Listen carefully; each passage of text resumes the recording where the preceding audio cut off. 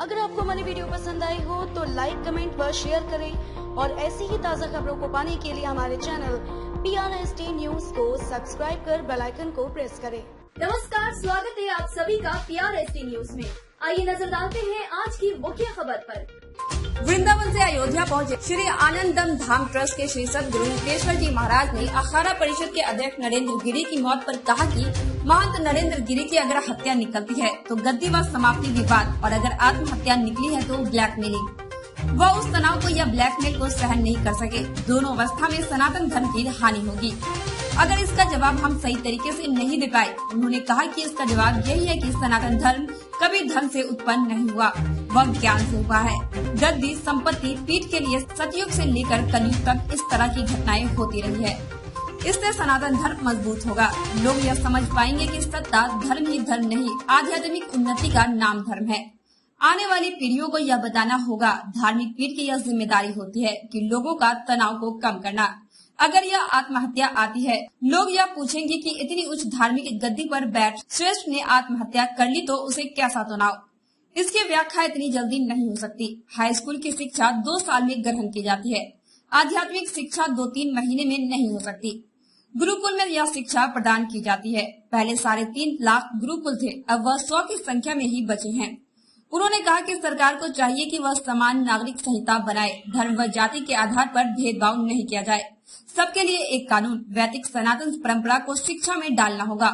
अकबर महान नहीं बल्कि शिवाजी के विषय में आरसी की जानकारी देनी होगी। राम राज्य वह है कि जहाँ पर निःशुल्क शिक्षा, चिकित्सा व न्याय मिले। अगर स्विट्जरलैंड में यह मिलता है तो वह राम राज्य है। जहाँ राम मंदिर का निर्माण आने पर 492 वर्ष लग जाए। राम राज्य, राम मंदिर निर्माण का भारत ही नहीं पूरे विश्व पर इसका व्यापक असर पड़ेगा। मैं एक ही बात कहूंगा और आज मैं कह रहा हूं, 20 साल के बाद प्रत्येक भारतवासी, यद्यपि भारत का बचना कठिन हो जाएगा अगर ये बात नहीं मानी गई, आप ज्यादा अमेंडमेंट्स के चक्कर में न पड़े। केवल एक कानून ले आएं, केवल एक कानून, समान नागरिक संहिता कानून। और अलग अलग 35 से 34 से 32 से ये वो आप लाते रहेंगे, सरकार चली जाएगी। भारत की डेमोग्राफी बदल रही है। आने वाले समय में सनातन सरकारें नहीं आ पाएंगी और आपके पास कहीं बहुमत नहीं होगा। आप कोई कानून नहीं बना सकते। एक ही कानून है जिसके भीतर सारे कानून छिपे हुए हैं। हम दो हमारे दो तो तुम भी दो तुम्हारे दो। समान नागरिक संहिता कानून और लॉर्ड मैकाले की शिक्षा व्यवस्था को पूर्णतः एक दिन में ध्वस्त करके और अपनी सनातन संस्कृति की शिक्षा पद्धति को लागू करें। नहीं तो कोई भी दुनिया में आ जाए, भले ही विश्व उनको बहुत अच्छे से आदर से याद कर ले, पर प्रधानमंत्री जी भी इस देश के लिए वो नहीं कर पाएंगे जो करने चाहते हैं। 2 ही काम करें, इस संत की बात याद रहेगी भारतवर्ष को। पहला, समान नागरिक संहिता कानून, और दूसरा, भारत की शिक्षा पद्धति को एक दिन में पूरी तरीके से ध्वस्त किया जाए और गुरुकुल की शिक्षा, जहां 20 विषयों की पढ़ाई चलती थी, वो शिक्षा पद्धति लागू की जाए। नरेंद्र गिरी जी के मामले में 2 ही घटना हो सकती है, या तो हत्या या आत्महत्या। हत्या भी है तो शिष्यों का नाम आएगा, पक्की बात है, और आत्महत्या भी है तब भी ये बात आएगी कि किसी चीज़ से पीड़ित होकर, जैसा बताया जाता है ब्लैकमेलिंग से पीड़ित होकर उन्होंने आत्महत्या कर ली। ये दोनों ही अवस्था में संत समाज के लिए और भारत की सनातन संस्कृति के लिए एक बड़ा धक्का है।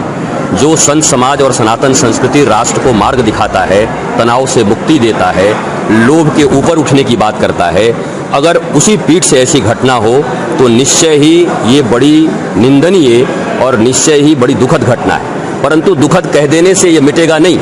इसका सबसे बड़ा बात क्या है? सबसे बड़ी बात जो है कि अगर आत्महत्या हुई तो मुझे लगता है विश्वामित्र की तरह जीवन में अगर किसी से कभी गलत हो तो पुनः खड़ा होकर और राम के गुरु बनने के विषय में सोचना चाहिए। इसलिए आत्महत्या का समर्थन हम नहीं कर सकते।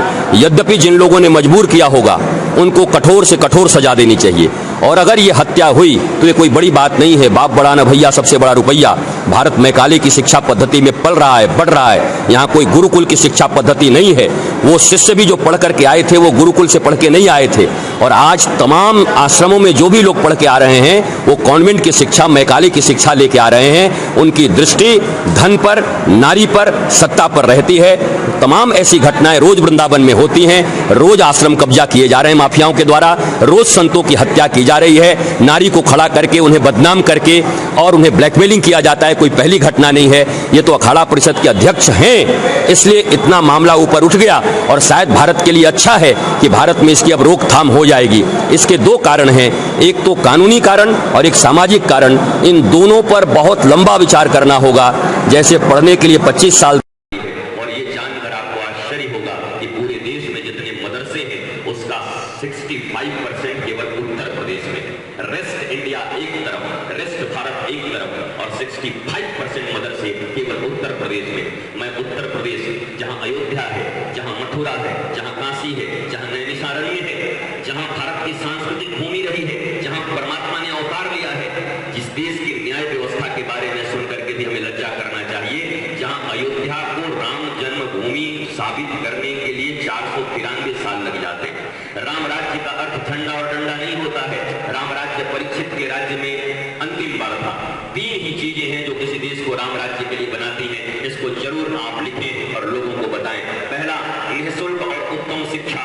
दूसरा, निःशुल्क और उत्तम चिकित्सा। और तीसरा, निःशुल्क और अविलंब न्याय। 3 चीजें जिस देश में होगी वो देश राम राज्य आ जाएगा। अगर कभी अफगानिस्तान ने इसे लागू कर दिया तो अफगानिस्तान में राम राज्य आ जाएगा, भारत बैठ के देखता रह जाएगा, अयोध्या बना रह जाएगा, कुछ नहीं होगा। ये 3 चीजें चाहिए राम राज्य के लिए। पर कहां है हमारे पास 3 चीजें? राष्ट्रपति का पुत्र और रिक्शे वाले का पुत्र क्या एक साथ स्कूल में पढ़ सकते हैं?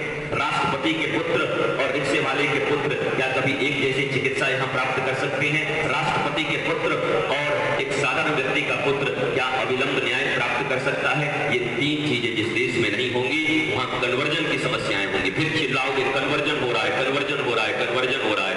आप लॉर्ड मैकाले की शिक्षा व्यवस्था चलाओ, ब्रिटिश के संविधान चलाओ और चिल्लाओ कि भैया देखो ये तो कन्वर्जन हो रहा है। कमाल की बात है। अपने घर का दरवाजा खोल के रखो, अपने सारे संपत्ति को बाहर रखो और बाद में कहो चोर चोरी के लिए जा रहे हैं। आपको उसकी सुरक्षा करनी थी, आपने नहीं किया। चिल्लाने से कुछ नहीं होगा। ये लव जिहाद के कानून बने हैं, कितनों को रोक लोगे? यद्यपि अच्छा है, मैं स्वागत करता हूं कि जब तक हमारी मूल समस्या का समाधान नहीं होता तब तक लक्षण के उपचार किए जाएं।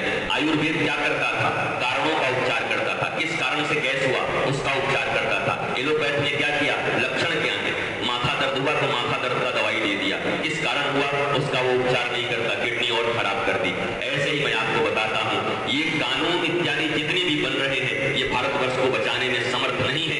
मैं जानता हूं प्रधानमंत्री श्री नरेंद्र मोदी जी, मैं जानता हूं यहाँ के मुख्यमंत्री श्री योगी जी, मैं जानता हूं यहाँ बड़े बड़े विद्वान पढ़े लिखे लोग सरकार में हैं, पर मैं ये स्पष्ट रूप से कह देना चाहता हूं वो भी शायद इस बात को समझते होंगे कि ये छोटे छोटे कानून बनाने से देश बचने वाला नहीं है। भारत की डेमोग्राफी जिस तरीके से बदल रही है, अगले 10 से 15 साल में भारत। फिलहाल के लिए बस इतना ही। अगली खबर में फिर मुलाकात होगी, तब तक के लिए देखते रहिए PRST न्यूज। आप हमारी वेबसाइट पर भी विजिट कर सकते हैं। हमारी वेबसाइट है www.prstnews.in।